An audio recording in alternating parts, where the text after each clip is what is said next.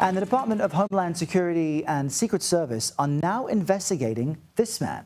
It's former FBI Director James Comey. It's all over a post that he shared, then deleted on Instagram, which showed seashells in the sand forming the numbers 86 and 47. Federal officials say the post was meant to incite violence against President Trump. Comey says he just thought it was a political statement and he is against violence. CBS News Department of Justice reporter Jake Rosen joins us now with more on this Friday. Jake, great to see you. Help us understand why what Comey says was a benign post, is actually being viewed as a threat that could come with ramifications. Well, that's right, Errol. 86 in kind of informal language could mean, if you work in a restaurant setting, right, to kind of take something off the menu, cross it out. In a more sinister setting, think about maybe a mob movie or some kind of, more aggressive tone. It could mean to 86 as in take something out, right? Also, potentially could be interpreted as digging a grave, right? 8 foot wide, 6 foot deep.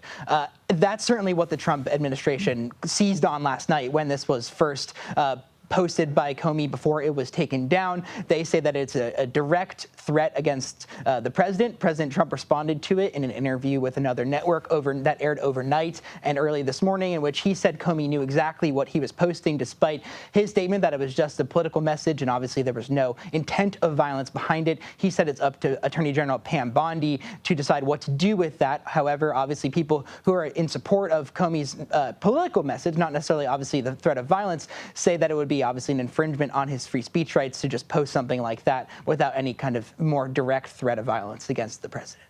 Yeah, what a bizarre moment. I want to turn to a different topic with you now. The judge in Kilmer Abrego Garcia's case is hearing arguments today over the government's justification to withhold information about him. What are we expecting to hear in court today?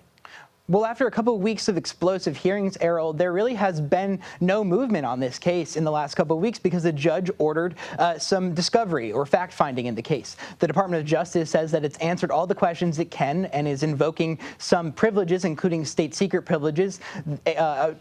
Attorneys for Abrego Garcia have said that those answers are not substantial enough and that they've been stonewalled, citing a court filing.